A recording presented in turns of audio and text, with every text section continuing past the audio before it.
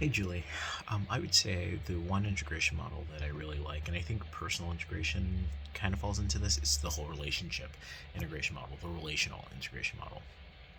Um, so, looking at that relational integration, it's one of those things where we as individuals are very relationally based. And if you look at our faith as Christians, for example, is very relationally based. You know, you have a relationship with God the Father, and that relationship is a reflection of where you are at and your environment that you have surrounded yourself in. You know, this notion of being on a spiritual desert, for example, or being in a spiritual desert, for example, can be easily reflected in a mindset where you're very depressed because the things that you're seeking after, the things that you are looking for, the things that you want, you're unable to have. So, how do you handle that? How do you deal with that? Processing through that depression allows you to create this new avenue as you seek almost this refreshing oasis, or like, um, the biblical story that always comes to mind is that of the wandering in the desert. So I have clients, and I'll sit there with some clients and be like, okay, I want you to imagine you're wandering in a desert right now. What are you feeling? And based on how they answer that question, it really launches into a lot of very profound understandings of who they are.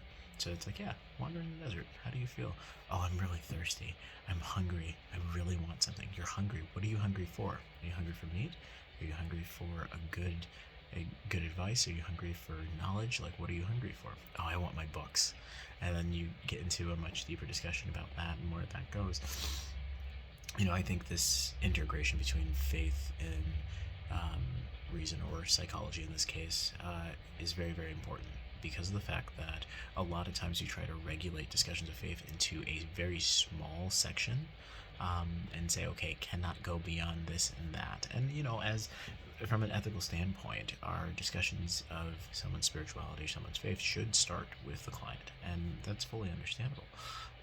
But that doesn't mean that we can't incorporate different things into our sessions, that aren't overtly religious, but at the same time does provide those types of discussions and open those doors to those types of discussion, because it becomes something where you are integrating different aspects. It's kind of like talking about nutrition. Like, for some of my colleagues that are more nutritional based, they will use nutritional language and slowly incorporate that into sessions, because that's where they find their fundamental understanding. Um, for me, it's more of that logic and reason and faith cooperating together. So as you start to increase in knowledge of yourself, you're also increasing in knowledge of your faith, and that is driving those cooperation between the two, is driving your decision making, informing your values, changing that thought process, and really truly engaging in the CBT process.